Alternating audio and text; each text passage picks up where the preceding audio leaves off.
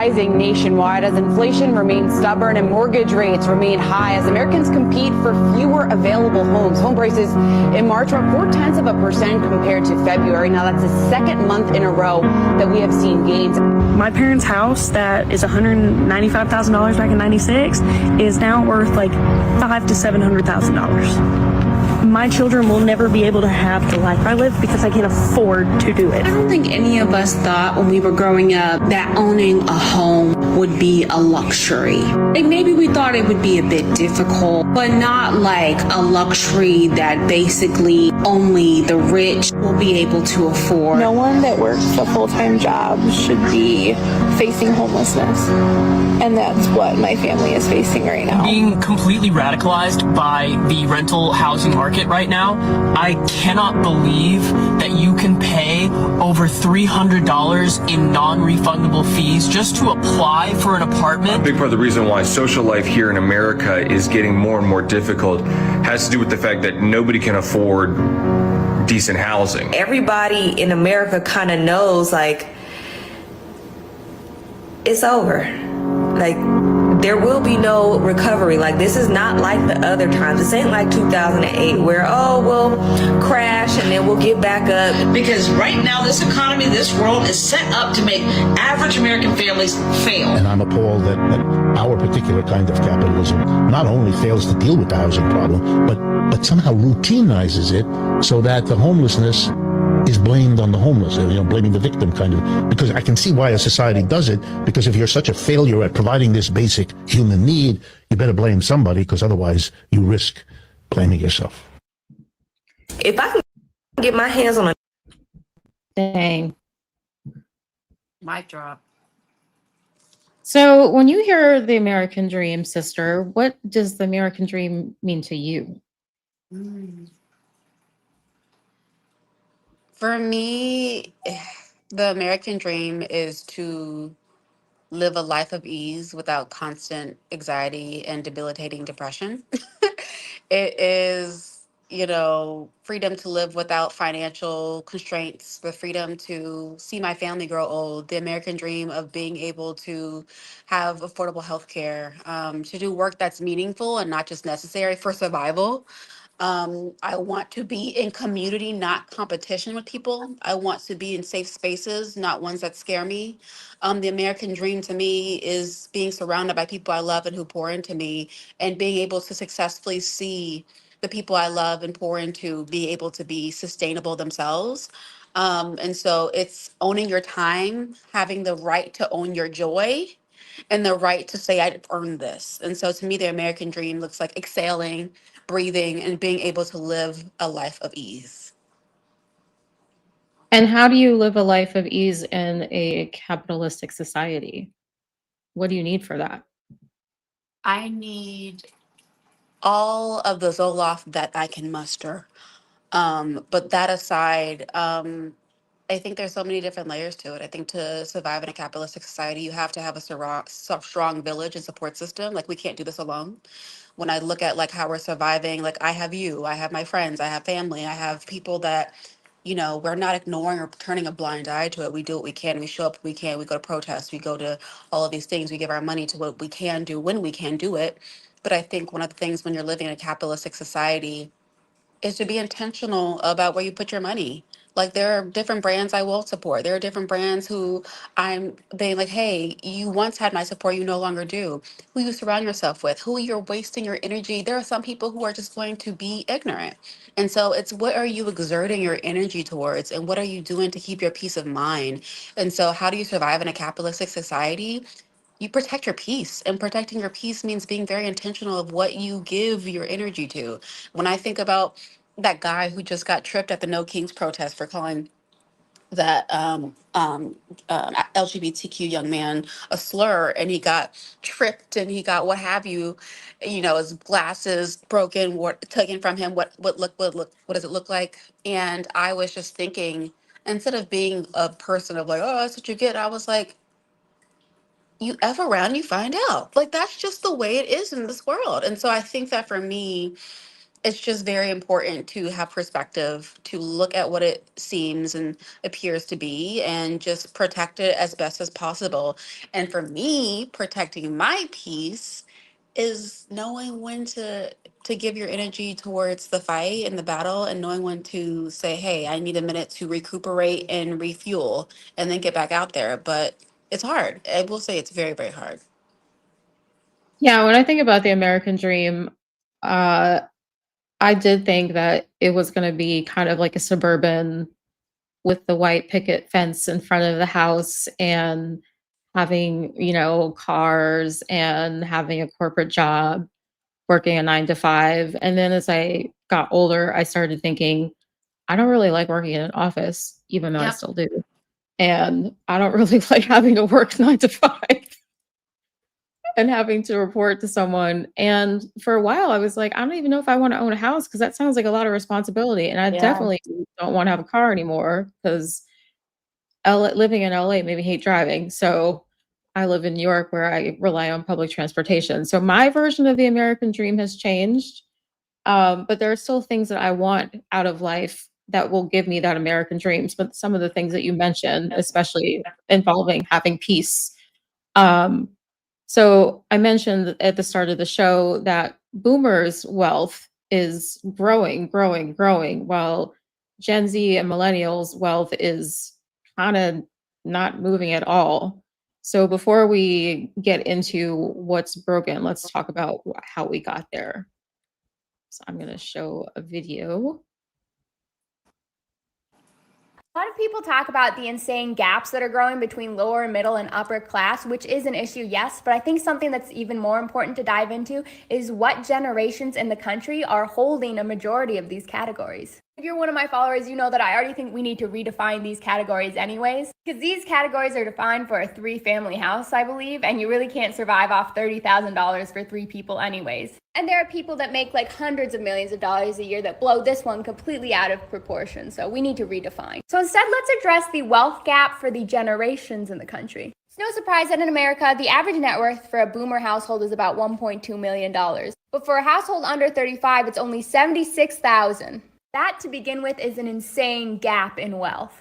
Right away, that puts boomers up here and millennials and Gen Z like around here. Meaning the average boomer was about 94% wealthier than the average 35-year-old. Today, the average 40-year-old owns half the wealth that older generations had at their age. Baby boomers own 33% more real estate than Gen Xers at their current age. And they're 10 times wealthier than millennials. And millennials as well are already 24% behind Gen Xers in terms of wealth accumulated, which means the wealth gaps are getting progressively larger. So a lot of these stats are found according to the US Federal Reserve and Census.gov. So here's what percentage of the generations the population was broken up to. Only about 6.3% was sitting in the silent generation, and every other gen was sitting at around 20% or so. Pretty equal. Yet over the years, here's how the generational wealth gap has looked according to the different generations. If that graph was hard to read, here it is divided into a pie chart. You can see that baby boomers own over half the wealth in the country despite being an equal 20-ish% of the population. Gen X is next in line with almost 30%. Silent Gen has about 15%. Millennials has 5%. And you'll notice in all of these graphs, they don't even bother to include Gen Z because the amount of wealth we're holding is laughable. Like apparently, despite the fact that we're entering our late 20s, we're not even charting on these statistics. And here's how much money all the generations had when they were in their 30s. And you can see they've adjusted it for inflation. You can see the baby boomers have twice what millennials at 30 have had. Now, millennials haven't reached their 40s, but between Gen X and baby boomers, you can see baby boomers still beating out. And once they were in their 50s, yet again, baby boomers by far even beating the silent generation before them, which I think is a really important note. And my mother, who's actually a baby boomer, pointed out to me that the classic American dream has always taught you that you can lead a life that's better than your parents. But for the first time in history, we're seeing generations that have set up to actually not be able to achieve that. And if you look at these core stats, it explains a lot of questions and complaints people often have, like the price of housing and how baby boomers own most of the housing that's out there. We're always confused as to why we aren't buying houses, and the answers are because we just don't have the kind of money that you guys did at our age that allowed you to be able to do those things. And as to the original creator's point, yeah, for the first time, we're seeing a new world that might not necessarily be better than the ones that our parents had. And that does create a lot of despair and questions. And it's really scary. And when you have these generations living in entirely different tax brackets, it does create entirely different realities for them. I feel. So when I watched this video, I thought about our parents who, by the time they were my age, they had a house, they had 4 kids, they had 2 cars. And I know it wasn't like an easy thing for them, but they kind of made it look easy. And I may not be Gen Z, I may not be a straight millennial. I'm kind of on the cusp of millennial and Gen X.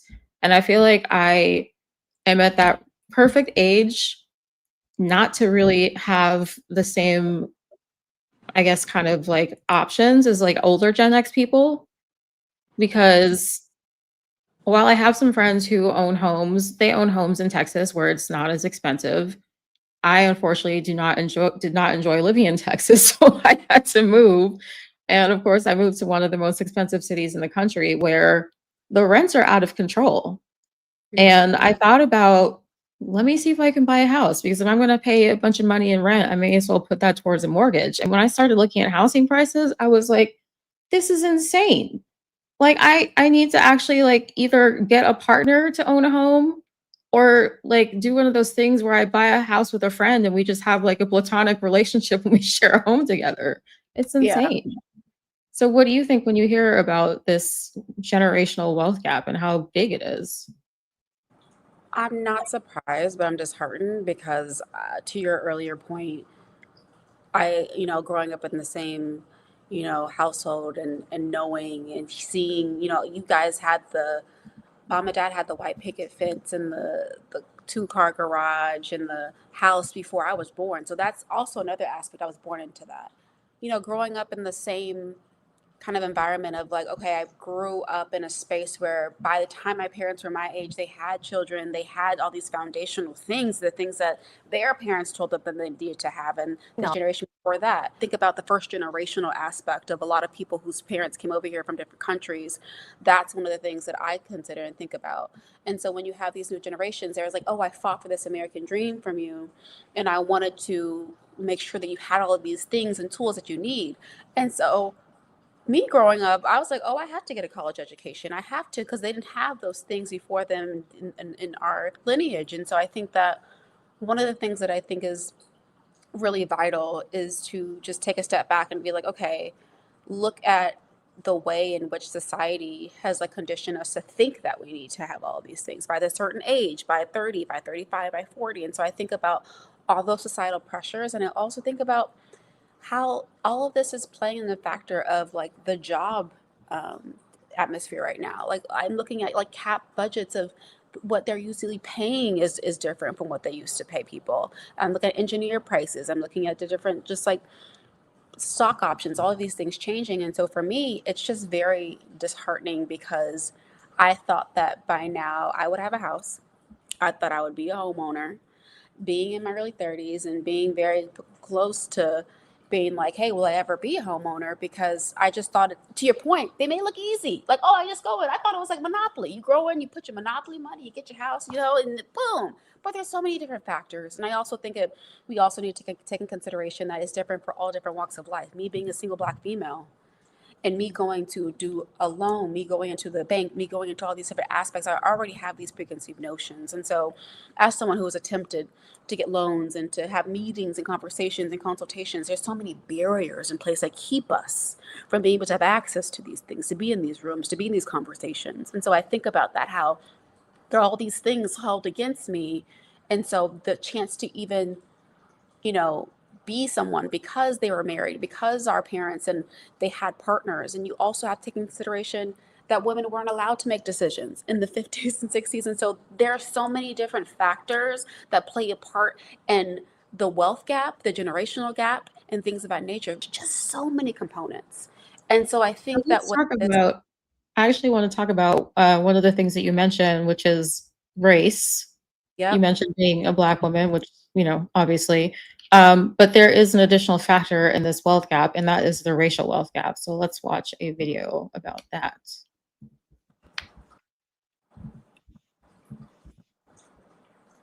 Pay gap and income gap has dominated a lot of conversations, but income is different from wealth. Right. Wealth is what you own minus what you owe. And even two people working today at most places who are black and white making the same income would, statistically speaking, have very different levels of wealth. So we thought it was essential that we put some focus on this. And for many of us, wealth is inherited. The income you make now is something you can do about. Some of this you can't really control. And you have both tracked the lives of 7 Black Americans throughout the book to help personify and give examples for this massive wealth disparity. Give us an example of one person you profiled and what stood out to the both of you. Sure. I mean, among the 7 people, I want to say is Ambassador Andrew Young, civil rights leader. Many people remember him as being the former mayor of Atlanta. Right. We have Michael Render, known as Killer Mike, the rapper. We also have a television executive and some people that others will encounter for the first time as they read the book.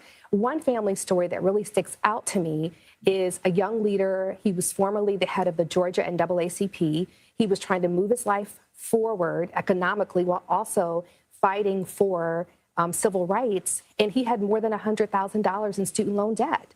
And so the debt of student loans is a very crushing thing for many Black families. Many Black students who graduate from college carry a lot of student debt. I'm glad you used that word crushing, because it's difficult for anyone who carries that debt, but particularly if you don't have those lifelines at home that you've inherited. One thing you both take great effort to.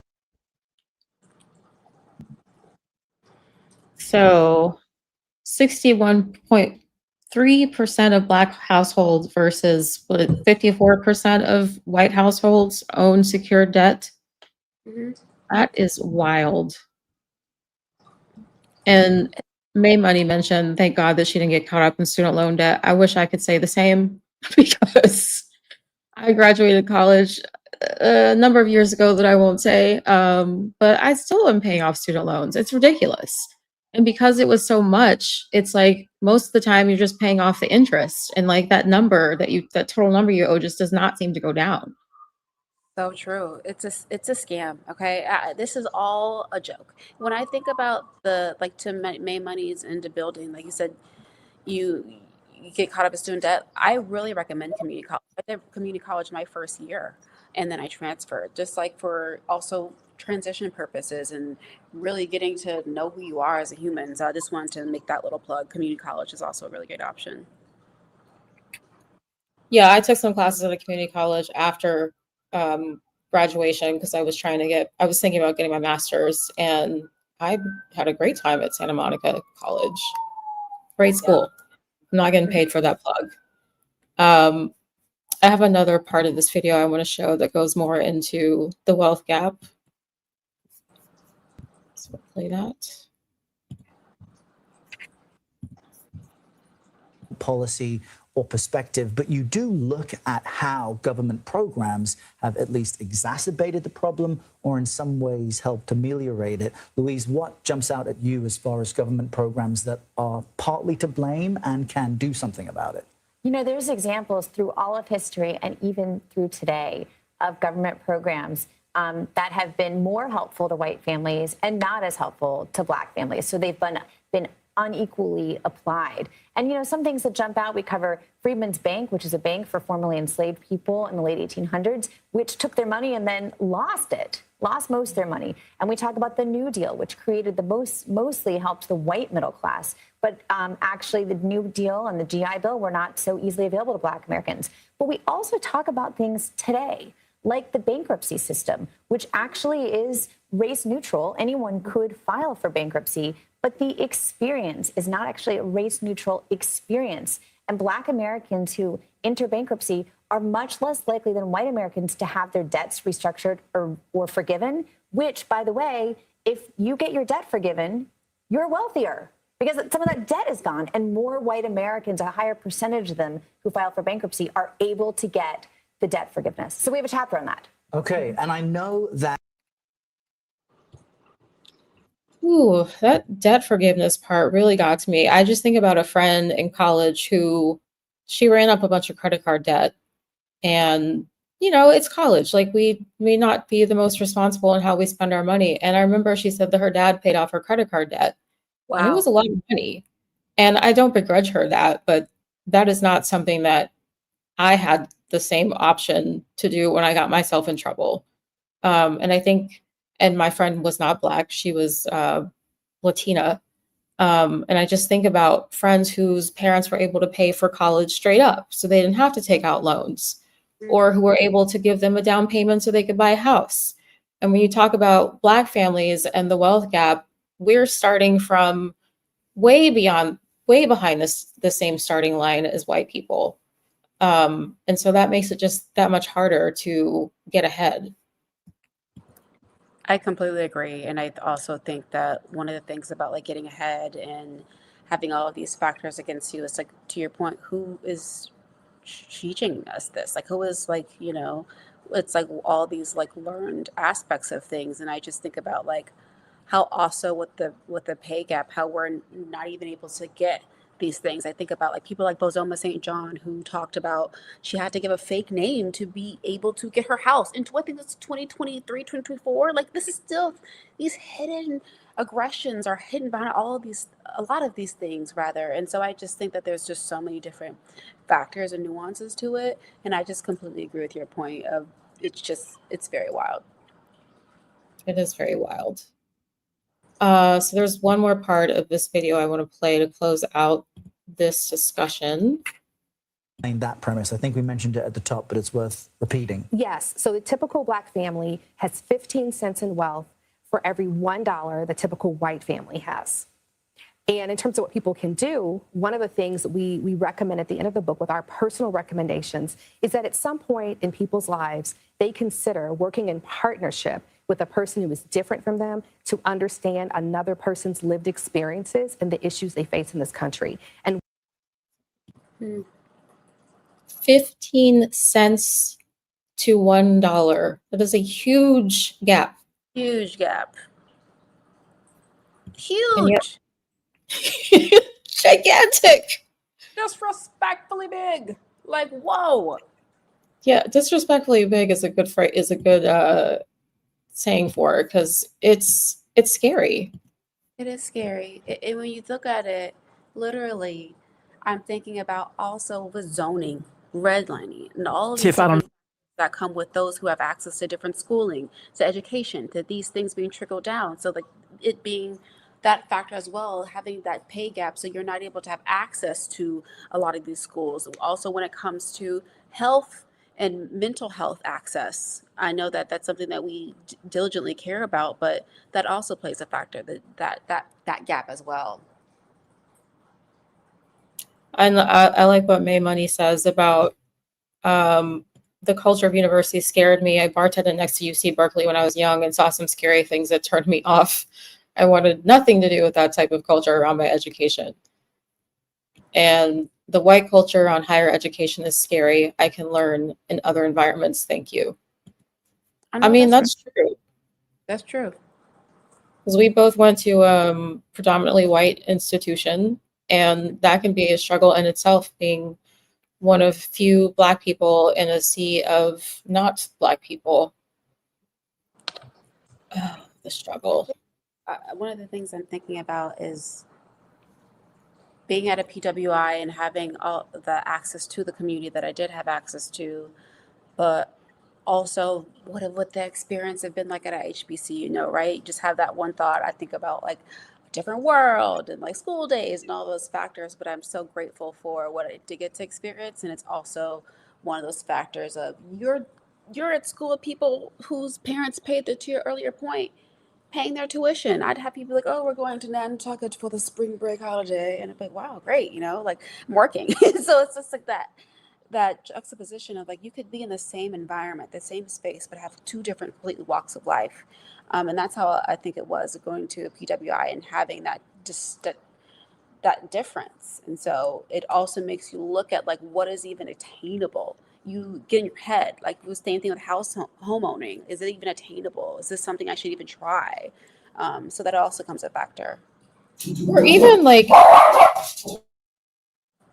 Yeah, you guys, I adorable Furfew, who is just always the cutest.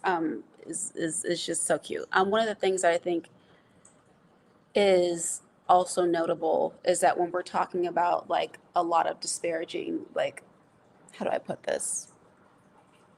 Like in schools, what you're taught, then also what your children are taught. I think about also like my 9-year-old niece who will be like, "Oh yeah, I want to live in an apartment one day." Like she mentioned her apartment, I said, "You didn't even fathom a house," you know. And so how young it's starting as well is interesting to observe. well, and that's the like, it's a double-edged sword being surrounded by people who grew up a little bit different from you. Like in the tail end of that video, the Black woman mentions that it's important to spend time around people who have a different lived experience. And I think that is cool because it shows you what's possible. Like when you see friends who come from more wealth and have more opportunities, it shows you what is possible. But at the same time, it can kind of make you feel like, is that something that I can ever really even attain? Yeah. Like I think about, I was going to say before I was rudely interrupted by my dog. I was going to say that internships. I did not do an internship in college, and it was because at the time, a lot of internships were unpaid. And I was like, how the hell am I going to afford that? Like, I have to actually work. I have to, like, in addition to my student loan, my scholarship, and working, I can't, like, I can still barely afford to pay for all the things. And Yep. so these people want to have you work an internship and not pay you, and it's just absurd. I get so angry when I see like unpaid internships. That is freaking slave labor. It is slave labor, and it should be illegal. Like it really should, because I think about how taken advantage of that you feel and how you are taken advantage of. I remember being in work study in college and being like, I couldn't imagine doing this for no money. Like I need to pay for books, I need to pay for rent, I need to pay for all of these things because I don't have support. I'm on my own. And so when it comes to that, I think needs to be taken into consideration. Oh, to your point, Jazzy, I had classmates who quit their jobs for the internships. Yeah, so true. So there's another strain on the wealth of Black Americans I want to touch on. And that's something that I know that we can all relate to. So this is a clip from Native Land Pod. I don't know about you, but when folks, sort of make up in their mind that you're the one that has the resource, that as the relative, and in my opinion, sort of suspend with the fact that you got their kids and you got a family, you got this, you got all that, and it's sort of like, this is what I need, and can you help, and can I just borrow such and such until next week, or such and about this. So I actually have some data on this. And the challenge with this, Andrew, as you well know as a parent, sometimes you're now put in a position where now you're taking care of parents and you're taking care of children. So you're getting bled by both ends, which puts you in peril. So then the cycle continues. You put your children in a position where they now have to take care of you and their children. And it's like, how do you stop, right? But many of us are doing just that. So in fact, nearly half of all college-educated Black households are taking care of their parents or, putting money back into their family, while just 16% of college-educated white households do the same.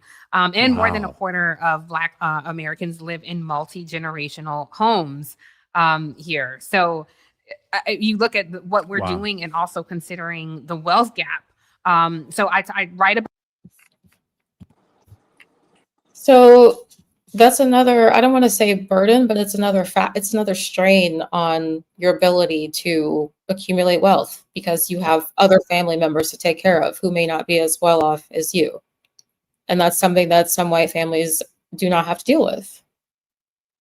And I know, I'm sure you can think of family members who have reached out to you and been like, can you let me hold like $100 for a couple weeks until I get paid because I need to pay my electric bill. And that's money that you now can't like save toward maybe buying a house that you want.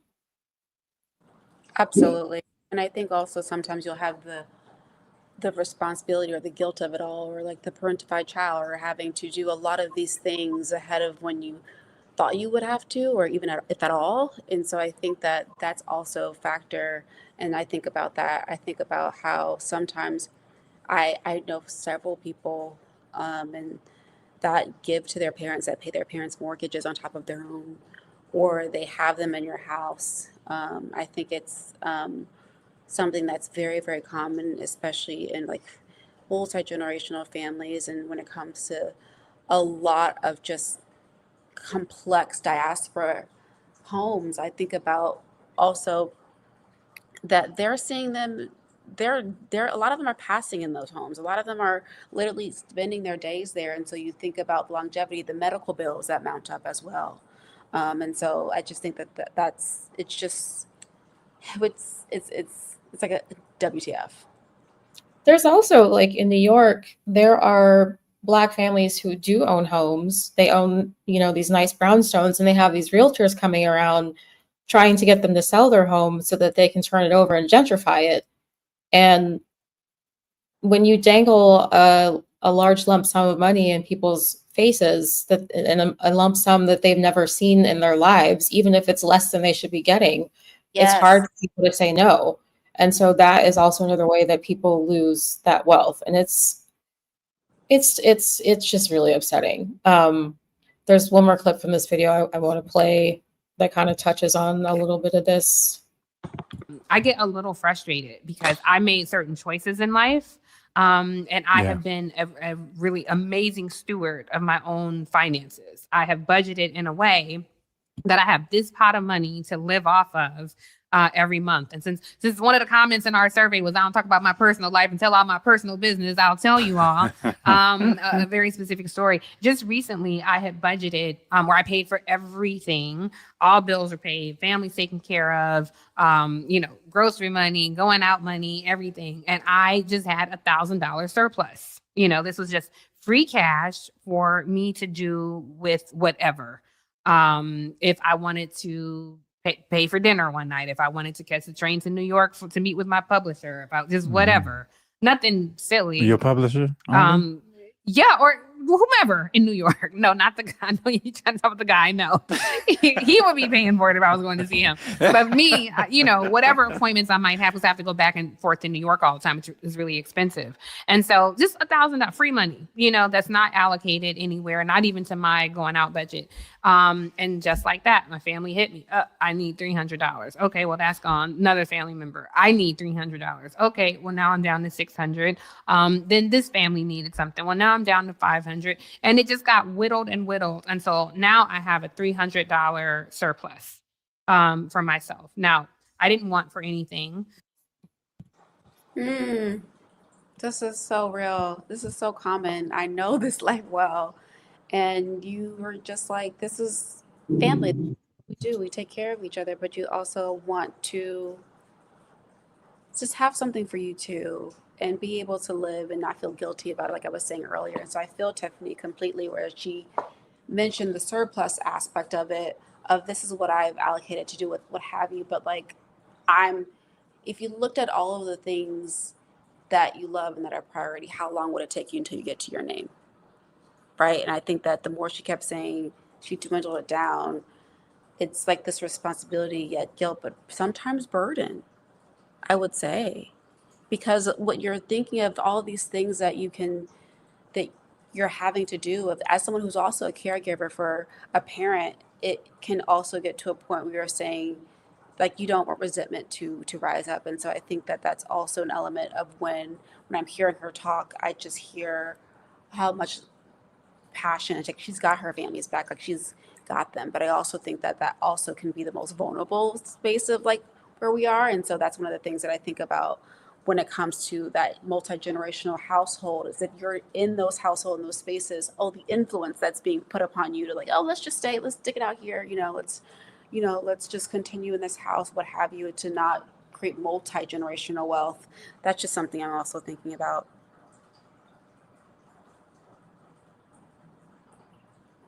I have big dreams, I dream of having a surplus like being able, and I dream of, being able to own my own home. And I saw May Money earlier said, ooh la la, home ownership sounds nice.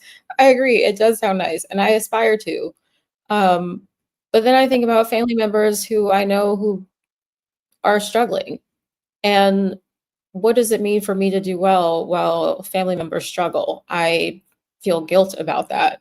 But at the time, it's not like I'm rolling in the dough and I just have all kinds of money to give out to help lift people up out of their circumstances.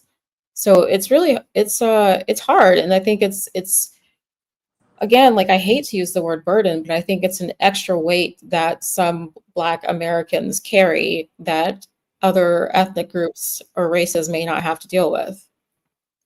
No, I agree. And to your point, not really taking consideration, like you're going to hear me talk about mental health a lot, because I just believe that this is the foundation of how we navigate and how we move, with like also marriage and like that rate of marriages and what that looks like for each generation of people settling down and people creating more offspring. I think about that as well. And so it's those numbers are different from what they used to be.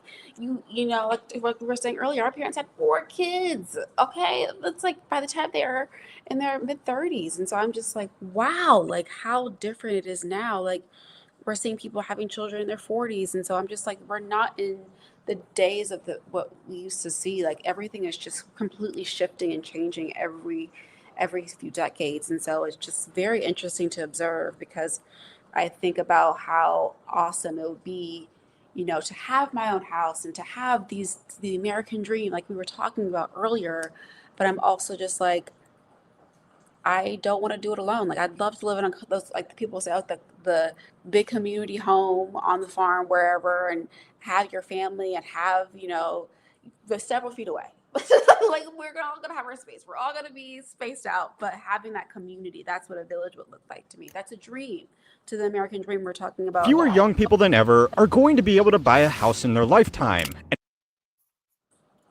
Yeah.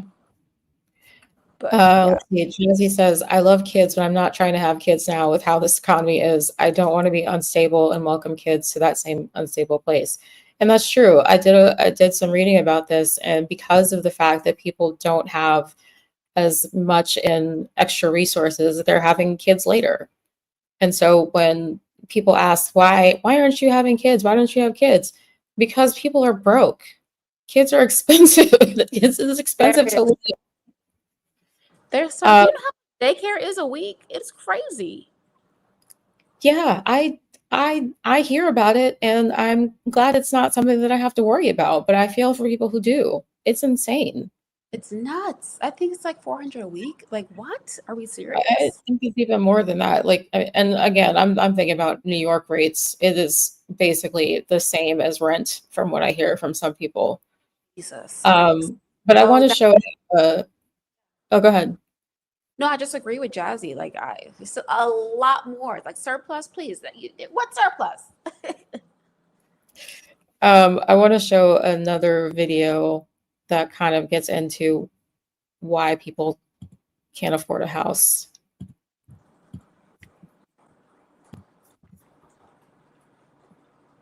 And at the same time, homes are getting more expensive every year.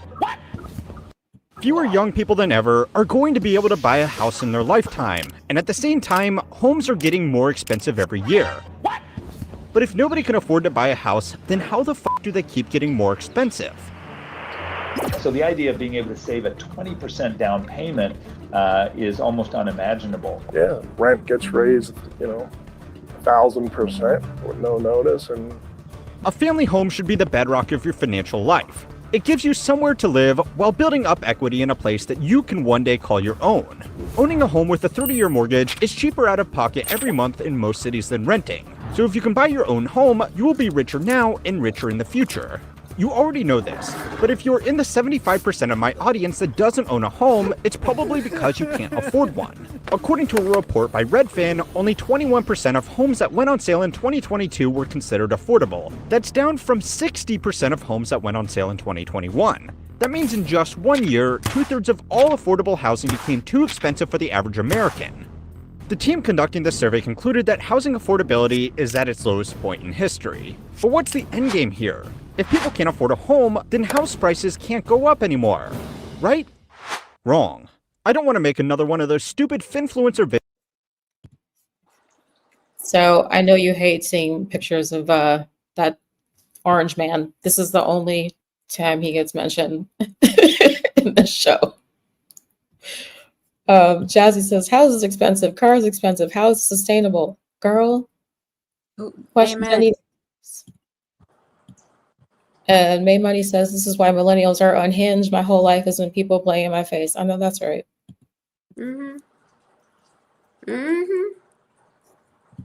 But once again, another thing about boomers that I read is that boomers are holding on to their homes for longer, and that leaves fewer homes for younger people to buy. And it also helps to raise the prices of homes. So again, it's just kind of I don't want to play blame the boomers, but some's got to give. Something has got to give. It's crazy. So I have one more video to show, and then I want to get into your story.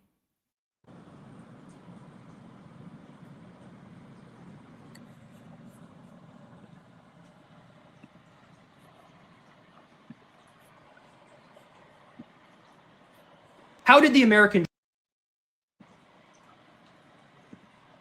dream die? How did the middle class die? I'm going to tell you, it started in the 1980s with trickle-down economics that did not work. They decided to give tax cuts to the rich and corporations, saying that money would trickle down. It didn't. It just made the rich richer. Then we greenlit stock buyback. So instead of, when the productivity was going up, instead of giving workers more money, they just bought back their stocks so the shareholders could make profit and the executives could get bonuses. Then we had leverage buyouts, and the government didn't regulate leverage buyouts, and that was the start of private equity basically buying up everything so that they could make more money. Then we moved away from pensions to 401ks, which essentially just took the responsibility and accountability of the company to take care of their workers with the retirement and put it on to individuals. But we were never taught economics in high school, so how the fuck are we supposed to know about compound interest and investing? But they said the 401k was better than the pension when it wasn't. Then they started shipping our jobs overseas, building the middle class of other countries so that they could make more profit, destroying the middle class here. Then we started ramping up the borrowing money and getting into debt as a country, which devalues our dollar. And then in 2008, we had predatory lending, which crashed the housing market, fucked over so many Americans. And then we used taxpayer money to bail out the banks. And when all the houses were cheap, the rich went and bought those up. And that's when you started to see the rent start to increase around the 2010s into the 2015s. And then in 2011, we allowed super PACs to exist. So billionaires can now buy elections, and they use that money on attack ads, which divides the country. Divide and conquer, and that's what they did. In 2020, we had the pandemic, which both sides of the aisle handled like absolute shit, shut down all small businesses, all the money went to the top, the rich got richer, they printed trillions of dollars more, which people needed. But what did all the people do? We spent the money because we needed to spend the money. And where did that money go? To the top, and they got richer. And lastly, they decided during the pandemic, let's lower the interest rates on buying a home to 2.5% to 3% so that people could refinance and get ahead. But no, all that really did was give the green light to a bunch of rich people to basically borrow free money and buy up all the fucking housing so that we can no longer own a home. And that all ended in 2021. Then we've experienced 25% inflation since the pandemic. And here we are in 2025, and we no longer have a middle class, and the American dream is dead. How did the... Wow. First of all, he talks a mile a minute, but every word he says is very real. He said it all in less than 2 minutes. Yeah. Wow. What did you think? Well, let's get into you. We talked about what you think the American dream looks like. What is your, when you think about your future, when it comes to what you envision for your life, and you think about money and a sense of security, like financial stability, what does that look like to you? What is your dream? Not having to check your bank account every day. Not having to penny pinch the surplus of it all, like of having to check in and not really having to worry because I would love to have multiple streams, multiple streams of income. I want my future to look like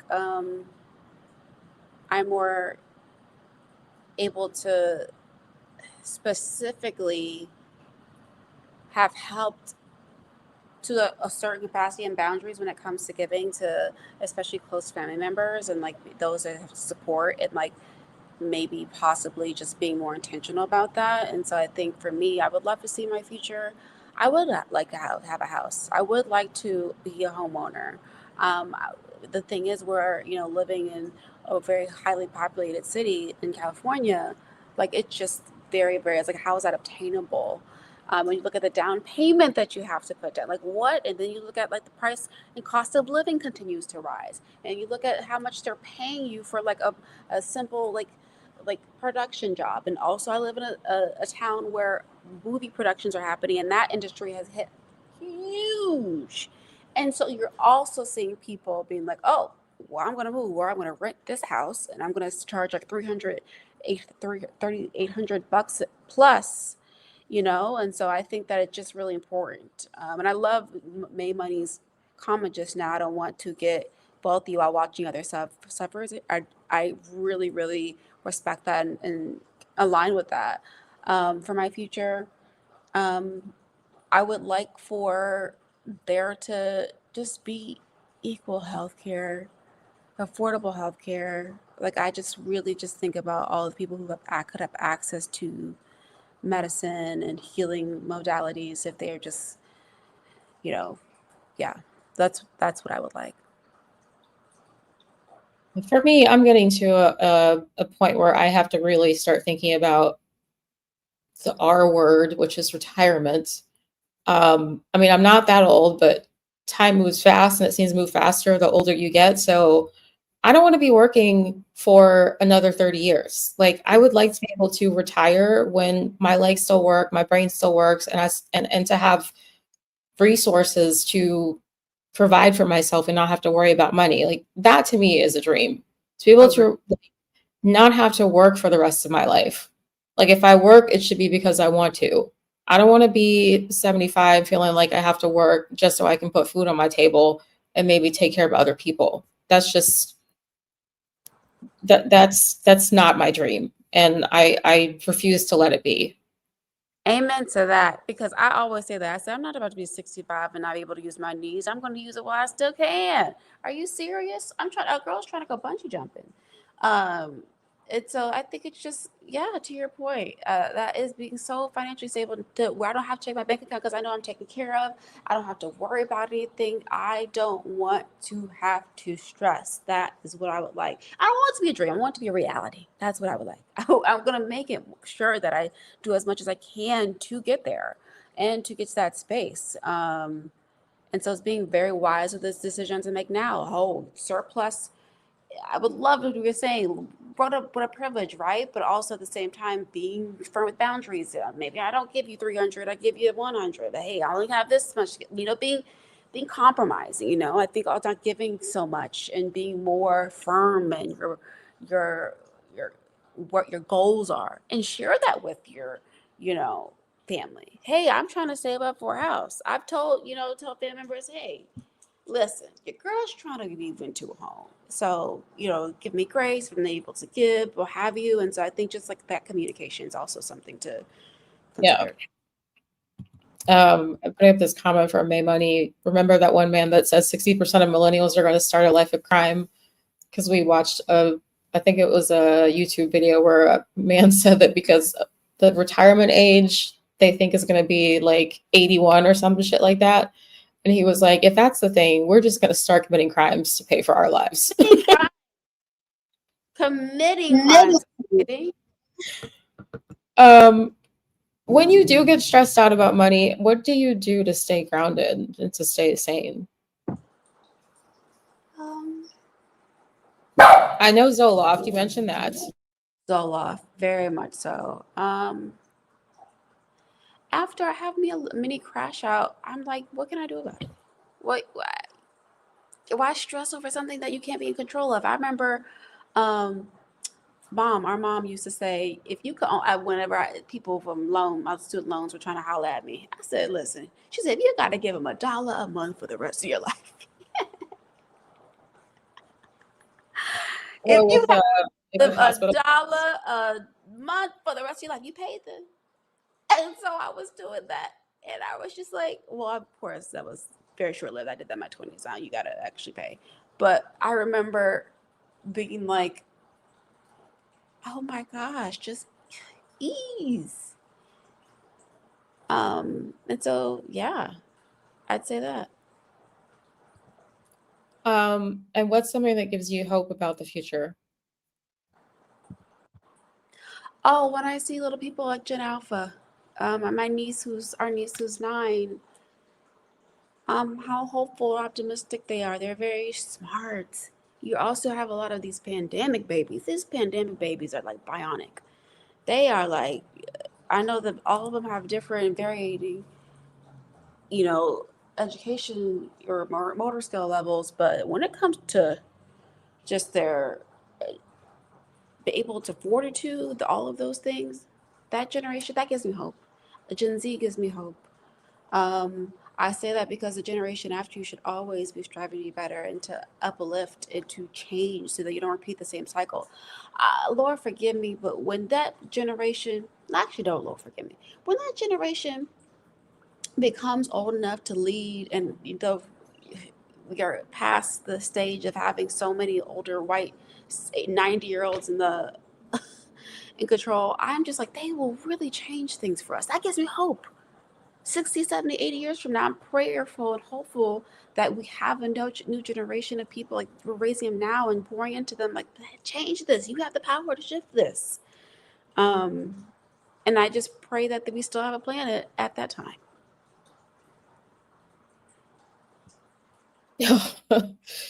That's kind of dark. But it's true. I also hope that we still have a planet at the time. I do have hope for the future. I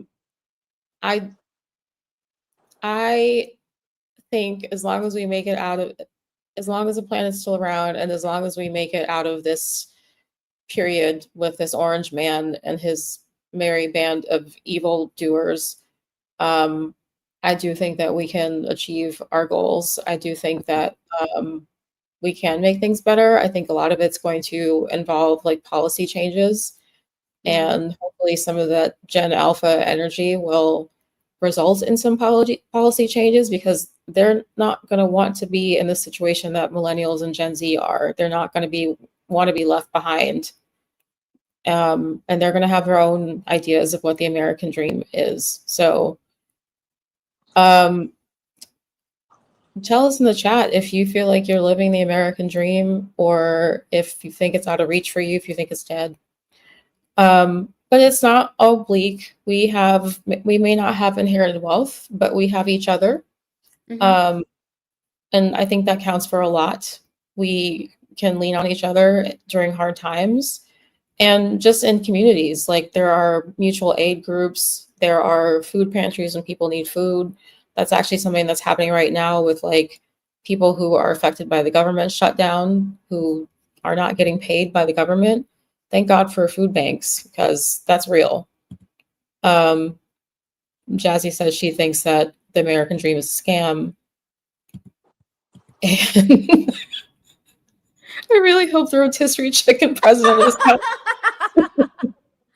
Jazzy, that is so funny, because that is exactly like the accuracy of that. Now I cannot unsee that, Jazzy. Thank you so much.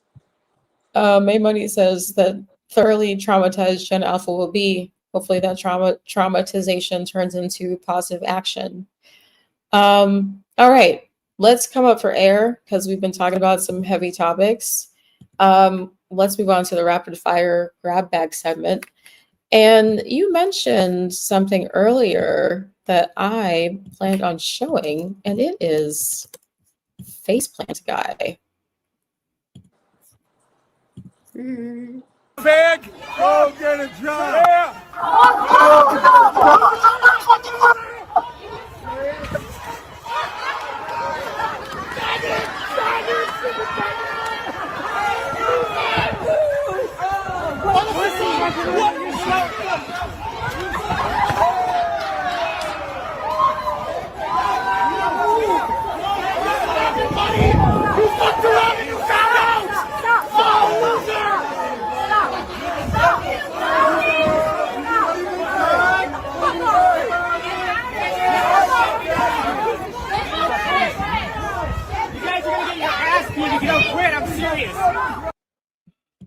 First of all, that man Superman into the concrete. Like when I tell you Superman,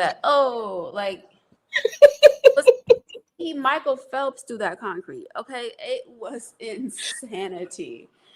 And like the guy said in the video, like I said earlier, you F around and sometimes you And you found out. that day, and yikes. I forgot to give context to the video. So for anyone who's watching who doesn't know what happened, basically that man went to a No Kings rally, started talking shit. He was using slurs against people, and someone grabbed his glasses and he took off running after them and fell face down to the ground. Yep. And he's now the subject of all kinds of memes. I love it for him. I love it for him. I just they have one of him Superman that I saw that one. That was so funny. I was like, and then there was a baby, are you down, down, down, down, down? It was just fun. So another thing that's happening this week is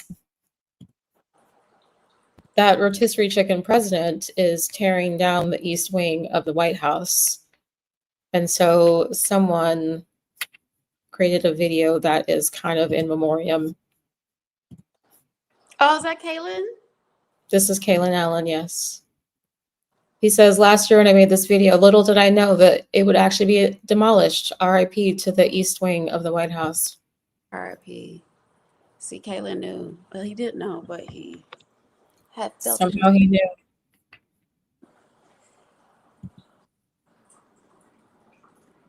I would play the sound, but it's a Whitney Houston song, and I don't want to get in trouble with copyright issues. If it's I Will Always Love You. It is not I Will Always Love You. I I don't know which one it is. So, yeah. May Money says she cried on her stream yesterday because of this. It is, this video is funny, but what that guy is doing to the White House is not. It's actually quite unbelievable, but I don't even know how I can be more shocked than I already am with all the things he's doing. But I appreciate Kaylin's flair for the dramatic. And then in honor of Mr. Zoran Mamdani, I have a video to play of him.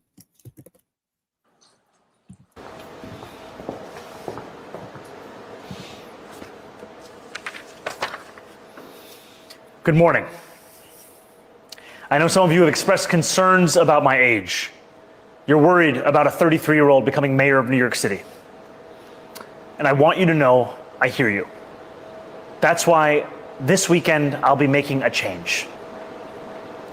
I'm turning 34, and I'm committing that for every single day from here on out, I will grow older.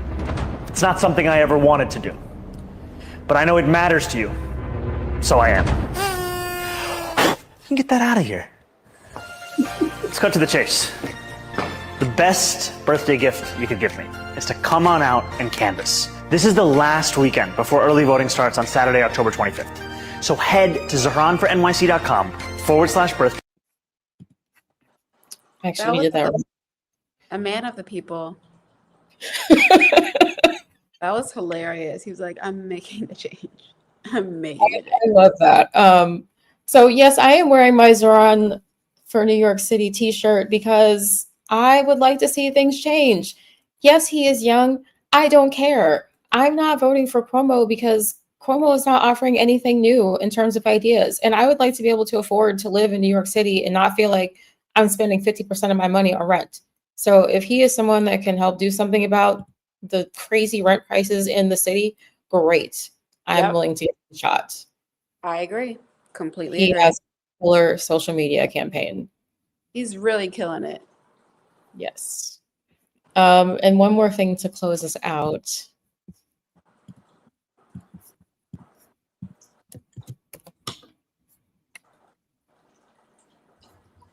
It's a little ducky getting a foot massage.